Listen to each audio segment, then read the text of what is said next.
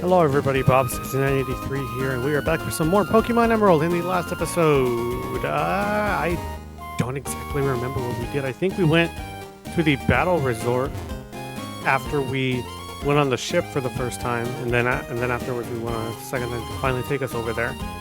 And then I think I just went into detail on what was on the battle resort, what stuff I was waiting for you there, and in this episode we are going to be starting things off here. I just have like a few things that I want to go into detail on here, and then I'm gonna make my way over to what is that place called?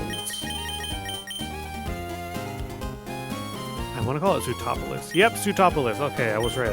For whatever reason I was thinking that Fortree was Zootopolis. Okay, so the first thing I wanted to go into detail on, it's not really something here. I just wanted to just come here because it was a little bit easier for the next thing after this.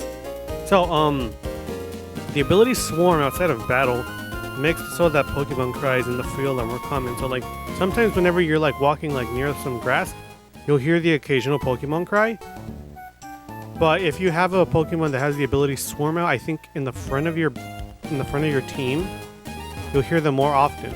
It's just something neat that was in the game. Okay, so the second thing that I wanted to go into detail on is in any type of Pokemon, but it has to have like the blue roof over here. There is a little like form thing over here that you can fill out.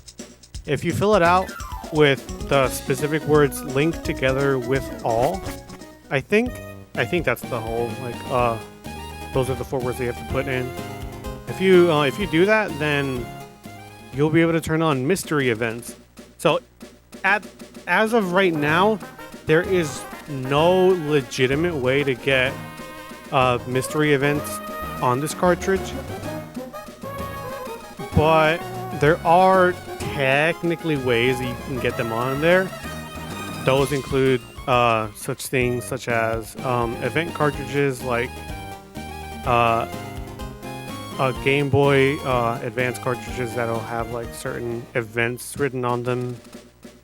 That'll send it'll basically work exactly the way that the way that they would send the events normally to your Game Boy.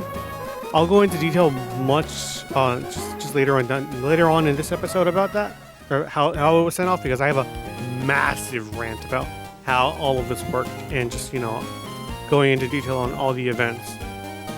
Yeah, I just wanted to let you know, if you were somebody who was interested in getting one of those event cartridges, feel free to get one or not. You could also technically get yourself an R4 card and do it yourself, and just download the event ROM off of online.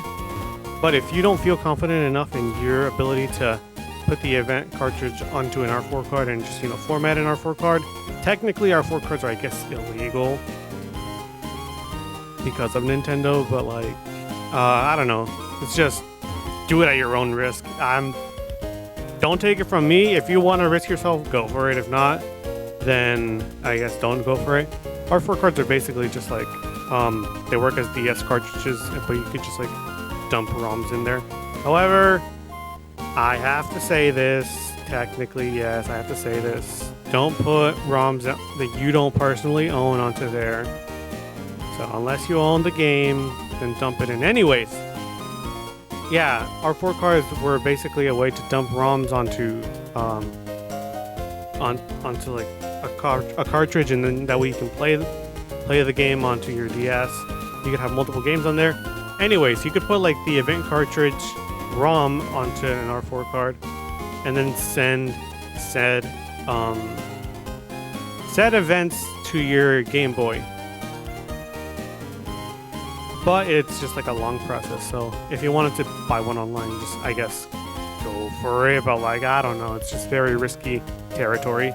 To be able to send them to your file, you have to have the mystery events turned on. Now, I'm going to be flying over to Zootopolis, that way I can go over something else, but I guess now, also here's the Battle Frontier on the map. It's a little red dot, so if you ever want to fly there without using the ship, you can go ahead and do that. we're gonna go over to Sutopolis, and I guess I'll go into detail on my massive rant of all the events that could happen. But first off, here. When I was young, I traveled the world as a Pokemon trainer. Now that I've become an old buzzard, my only amusement is watching young trainers battle. So this house in Sutopolis with the trees blocking the stairs is for the e-reader trainer cards. If you were to have an e-reader and the e-reader trainer cards, some of them were kind of neat. They would have like a certain trainer. It would show you 2 of the Pokemon they would have on their team and a random mystery one. You would be able to battle those said trainers. And the little area over here in the back would be open. This tormented me as a child. I had no idea how to get into that room. And that, like, infuriated me that I had no idea how to do that and why. Okay, so there's a lot of other, like, e-reader stuff that you can do.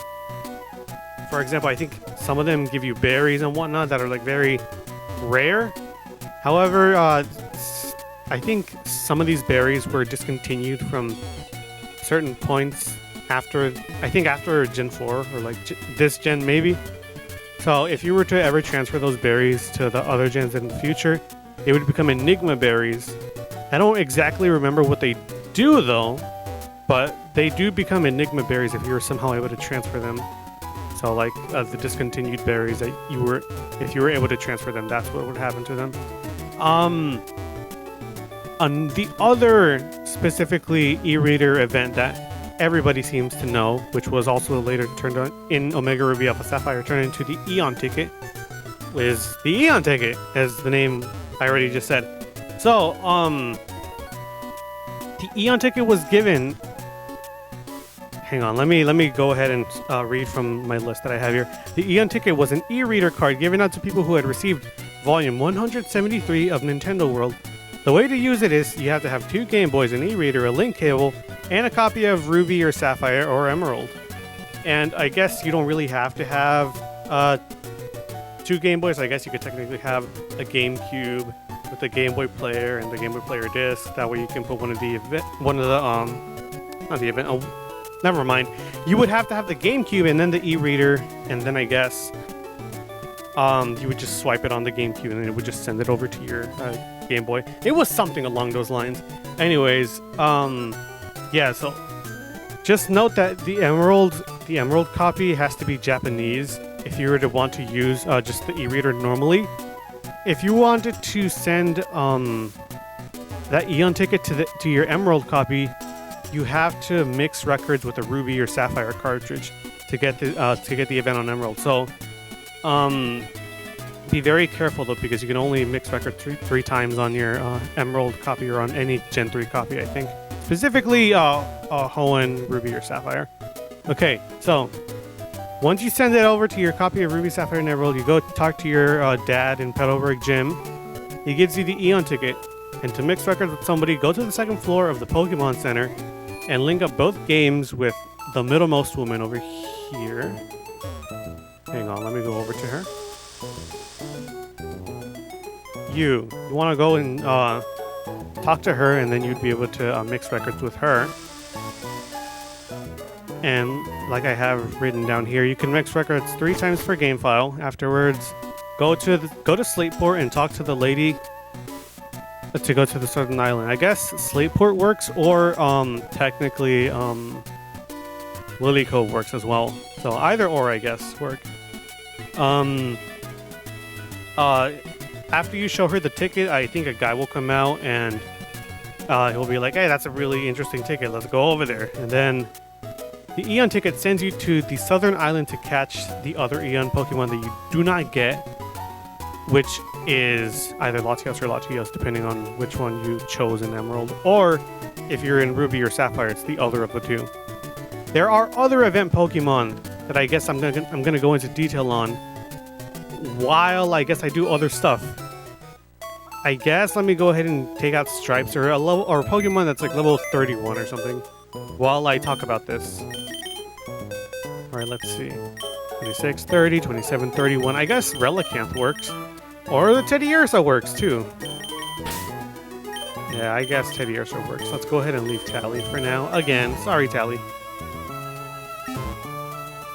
So there are multiple places in Hoenn to do this, to catch one of the multiple legendaries that you can catch in this game.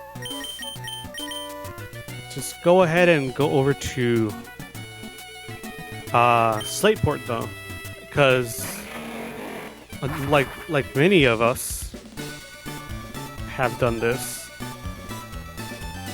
we have watched Chega Conroy's Let's Play of Pokemon Emerald, and this is where he did it. So I'm just following tradition. So what you want to do is, first off, you want to have your acro bike. We're going to go ahead and grab ourselves a max repel. What you want to do is have Teddiursa up front, or whatever Pokemon you have that is level 31, or I guess between level 30 and 40 up front, because the Pokemon in the grass will be lower than level 30, but the Pokemon that we're going for, one of the 2 Eon Pokemon, will be lower than level 40. So you want to be in between that area. That way, or rather, the Eon Pokemon will be level 40, so you don't want to be higher than that. So what you want to do is bunny hop for a bit. And then, if nothing pops up, leave and then come back to the area. Which, granted, there's like a little door over here for the cycling. Since this is a roaming Pokemon, I guess this is the way you have to tackle it, which is very unfortunate. But thankfully, it is the only roaming Pokemon in this game, so that's very good. Anyways, I guess going back to my rant. Actually, hang on before I do that. After you hop around for a bit, if the roaming Pokemon isn't here, you go back in to their house, come back out. That should reset the Pokemon's location. Just keep doing that over and over again until you get the legendary Pokemon. Okay, going back to what I was talking about. There are multiple events that are on here, so I'm just going to go into detail on all of them while I talk. So, the Aurora ticket was distributed to people in Japan who bought tickets for the movie Destiny Deoxys, and Aurora ticket vouchers were given in select Japanese stores like Toys R Us and the Pokemon Centers stores for a limited time that could be exchanged later on to that same store for an Aurora ticket.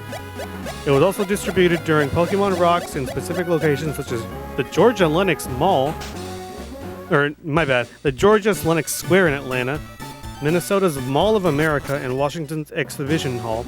Now, I have no idea how it was placed into a copy of Fire Red, Leaf Green, or Emerald. However, I do know of a way to distribute it if you're using a distribution cartridge. So, you would have to have 2 Game Boy Advances, 2 wireless adapters that came with a single copy of Pokemon Fire Red, Leaf Green, with like the box copy, I should say. And then have the distribution cart in one of the 2 Game Boys, have the game desired in the other 2 Game Boys, and send it that way.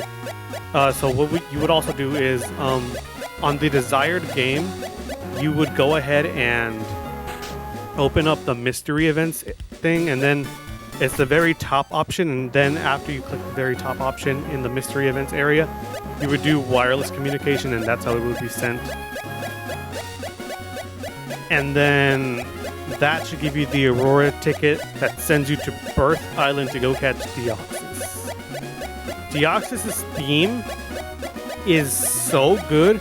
I'm so disappointed that it's locked behind an event, because good lord, it is so good. I'm probably gonna have to play it like while we're doing this, because I can't believe it wasn't used until like literally Omega Ruby Alpha Sapphire, because otherwise you would just have to get the event in Gen 3 and hear it. But it has really, really, really good music. Okay, going on to the next event, which is the mystery ticket. The mystery ticket is basically the same as the Aurora ticket as far as distribution goes. You have to give your copy of Fire Red, Leaf Green, or Emerald to a Nintendo employee, and they'd use an unknown method to put it into your game copy. The mystery ticket sends you to the Naval Rock to go catch Ho-Oh and Lugia. So Ho-Oh would be at the very, very top of the naval rock, and Lugia would be at the very, very bottom basement. It was just like a bunch of ladders that you would have to go up or down depending on which one you wanted to go to. I think those two Pokemon were level 70, so if you ever have access to that, be prepared to fight level 70 Pokemon. I think Deoxys was level 30. Okay, going on to the next two events that I have on here. So there's the Old Sea Map. So this event was only distributed in Japan at Pokemon Festa select locations. I'm unsure as to how it was placed in the cartridges as well, but I assume it's the same as the Mystery Ticket and Aurora Ticket. And the Old Sea Map sends you to the faraway island to catch Mew. And a footnote that I have here is, if you cut all the grass with the HM cut in that area, the Mew will disappear in a text box saying the feeling of being watched has faded. So, with the Mew event, you would have to chase Mew around the very tall grass where you cannot use your bike. And if you were to cut down all the grass over there with the HM cut, then the Mew would disappear. I don't know if you would reappear if you left and entered the area again. But yeah, just don't use cut in that area if you ever get a chance to do that. Most of these events are only in Gen 3, this Emerald, Fire Red Leaf Green, or Ruby or Sapphire. You don't get access to them in Omega Ruby Alpha Sapphire. I mean, I guess you do get to catch Deoxys in Omega Ruby Alpha Sapphire. And I guess you also get to catch Ho-Oh and Lugia in that game too, but like it's a different way of doing it. Okay, so the last of all of the events, or the event Pokemon is... Oh, hang on a second! Here we go! Latios, one of the two Eon Pokemon. I highly recommend you use your Master Ball on this thing, since it is the only Pokemon that is roaming. If you do not have a Pokemon with an ability that traps said Pokemon into the battle, then it will run away on turn 1 after you use a move. And these Pokemon are pretty fast, so I highly recommend you get yourself that Master Ball to catch this thing. Otherwise, you're just going to be going on a wild goose hunt, and roaming Pokemon are such a pain to catch. So I highly recommend you use this Master Ball on this thing now.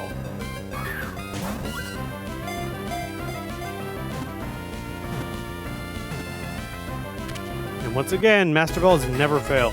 So that's why you want to use them on the roaming Pokemon. Even in hiding, it can detect the location of others and sense their emotions since it has telepathy. Its intelligence also allows it to understand human language. Its footprint is kind of weird. We're not naming this Pokemon. Okay, before I was interrupted by that, I'm going to go into detail on the last event Pokemon and then maybe call it an episode. Okay, so the last event Pokemon you can get is Jirachi. To get Jirachi, you needed a Pokemon Coliseum bonus disc, or the Pokemon Channel game would work too, I guess. I don't really know how that worked. I don't know much about the Pokemon Channel, but apparently in Europe and Australia, this was a way for you to get Jirachi. So you get the bonus disc by pre-ordering the game. I personally never had any of the GameCube Pokemon Gen 3 games, like Coliseum or XD Gale of Darkness. But if you somehow have the bonus disc, yeah, I think you can send the Jirachi. I don't know if it has many times as you want. I think it's one per disc. So if you were to somehow get your hands on that, congratulations. But hopefully it's not just one per disc. I think it's like you can send it as many times as you want per save file, I think. But yeah, if you wanted to know just the ways to get all those event Pokemon, then that's how you got them. I personally never got the chance to get any of these event Pokemon because at the time of these games coming out, or rather, at the time that I was playing these games, Pokemon Diamond, Platinum, and Pearl were coming out. I guess Diamond, Platinum and then no, Diamond and Pearl I think maybe had already come out, and I think Platinum was coming out at the time. Because I remember distinctly that when I was playing these games, I somehow got my hands on a poster for for the Platinum game, I think, in the 3rd grade, I want to say. So, I think by that time it was way too late to even attempt getting one of all the event Pokemon. And even if I had told my parents to do that, they probably wouldn't have taken me because I grew up in a Christian household. Only now I guess I could do like my own sort of stuff, and like I would have taken myself to those places. But like now events are handled a lot more differently, so like you don't even have to go to like like a Pokemon event or like a Pokemon movie to get that stuff. You could just go to like a GameStop, or they're just sent through online, so you don't even have to like do that much just to go get the event Pokemon. They're just handed out like free candy now, like at this point. Back then it would be like a lot more interesting, like you have to do like some puzzle solving, like in the Deoxys Island, the Birth Island, you would have to like touch the red triangle that was like in the direct center of the map in a certain way for the Deoxys battle to even activate. Oh, and speaking of the Deoxys battle, it was Deoxys would be in 3 different forms depending on what game you sent it to. So if you were playing it, I think in Emerald, I want to say, you would have the normal attack form. I think Leaf Green has Deoxys in defense form, and Fire Red has it in speed form, I want to say. It's something like that. And only in Gen 3 was Deoxys set only to certain games. So like if you wanted to play as defense Deoxys, you had to have the Deoxys in the said cartridge. So if you wanted to use the Deoxys, you would have to put it into the Leaf Green copy and then play it with it there. Or if you wanted to use the speed Deoxys, I think it was Fire Red you had to put it to. Or if you wanted the attack Deoxys, you would have to send it to this copy. So that's a very weird Pokemon with the 3 typings. And later on in the game, in the future gens, like in Omega Ruby, Alpha Sapphire, they give you a Meteorite to change its forms. That way you can have access to all of them, and that way you don't have to like trade them to different games. So that's neat. Yeah, that's all the information I can give to you about event Pokemon and just e-reader stuff. It was a very different time back then for Pokemon because they were trying out new things. The e-reader definitely failed, but it was very neat to see the stuff that they were pulling off with it. I think later on down the line, e-reader stuff transformed into like the AR cards for like the 3DS and whatnot. I guess that sort of worked a bit more because like the AR cards, like they made it like specifically a game. But it's kind of neat to just go back to like the roots, the little roots, if you may, of Nintendo and see what they were doing with the e-reader. So, with all that out of the way, we didn't really do that much aside from catch one of the multiple legendaries in this game.